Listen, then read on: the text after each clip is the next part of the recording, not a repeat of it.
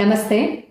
Association for democratic reforms అనే ఒక స్వచ్ఛంద సంస్థ తన రిపోర్ట్ ని ఈ మధ్యన విడుదల చేసింది. 20% మన ఎంపీల ఆస్తుల గణన చేసి వాళ్ళ ఆస్తులు 500% పైగా పెరిగినాయని రిపోర్ట్ ఇచ్చింది. బిలో ప్రాపర్టీన 30% ఉన్నారు, కానీ మన రాజకీయ నాయకుల ఆస్తులు మాత్రం 500%, 550% పెరుగుకుంటూ పోతుంది.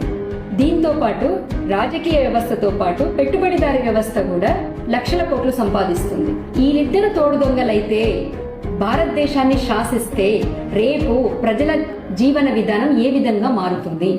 ఈవెన్ ఒక ఎమ్మెల్యే అయితే 20,000 కోట్లు, 30,000 కోట్లు సంపాదిస్తున్నారు. రాష్ట్రాన్ని నాయకులు అయితే లక్షల కోట్లు సంపాదిస్తున్నారు. ఇదంతా ఎవడబ్బ సొమ్ము? మన సొమ్ము కాదా? ఏం ఆలోచిస్తున్నాం? ఏ దిశగా మనం ప్రయాణం చేస్తున్నాం?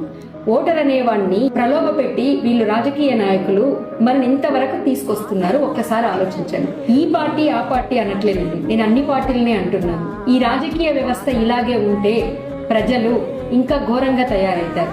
ఇప్పటికే రైతుల ఆత్మహత్యలు పెరిగిపోయింది, విద్యార్థులకు ఉద్యోగాలు లేవు. కొట్లాడి తెచ్చుకున్న తెలంగాణ తీసుకుపోయి కేసీఆర్ చేతిలో పెట్టాము. వాళ్ళ ఫ్యామిలీకి లక్షల కోట్ల ఆస్తులు పెరిగినాయి తప్ప ప్రజల జీవన విధానంలో మార్పులేం పెద్దగా లేవు. అలాగే ఆయన కాదు ఈయన కాదని రేవంత్ రెడ్డి అనే చేతిలో పెట్టాం, ఆయన ఇంకంతే సంగతులు. ఈ పార్టీ ఆ పార్టీ అని కాదు, నేను మళ్ళీ చెప్తున్నా, ఈ పార్టీ ఆ పార్టీ అని కాదు, టోటల్ రాజకీయ వ్యవస్థ ప్రక్షాళన జరగాల్సిందే. జరగకపోతే పెట్టుబడిదారి వ్యవస్థ, రాజకీయ వ్యవస్థ ఇద్దరు కుమ్మక్కైపోయి వాళ్ళు లక్షల కోట్లకు వెళ్తారు. అన్నం లేక అలమటించేవాడు అక్కడనే ఉంటాడు, వజ్రవైడూర్యాలతో తులతూగేవాడు అక్కడనే ఉంటాడు. ఇదే మన భారతదేశం అని చెప్పుకోవడానికి ఉంటుంది.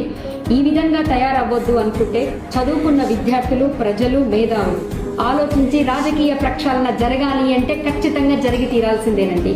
రాజకీయ ప్రక్షాళన జరగకపోతే ఈ వ్యవస్థ ఇట్లే ఉంటే భారతదేశ ప్రజలు ఆత్మహత్యలకు, క్రిమినల్స్ కు నిలయమై కూర్చుంటుందేమో అని నాకు భయమేస్తుంది.